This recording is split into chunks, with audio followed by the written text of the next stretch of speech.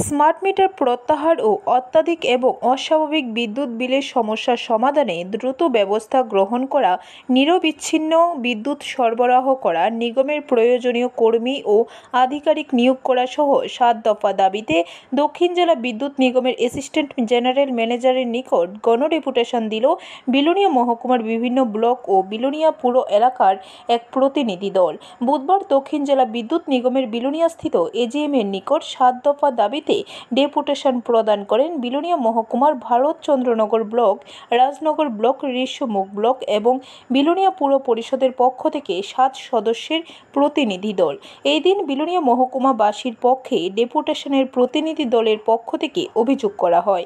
আমরা বিলোনিয়া মহকুমার বিভিন্ন এলাকার বিদ্যুৎ ভোক্তারা দীর্ঘদিন যাবৎ লক্ষ্য করছি যে আমাদের মহকুমার বিভিন্ন এলাকায় বিদ্যুৎ পরিষেবা তলানিতে প্রতিদিন একাধিকবার বিদ্যুৎ চলে যাচ্ছে, কোনো সময় ৩-৪ দিন ৫ দিনেও বিদ্যুৎ পরিষেবা আমরা পাচ্ছি না।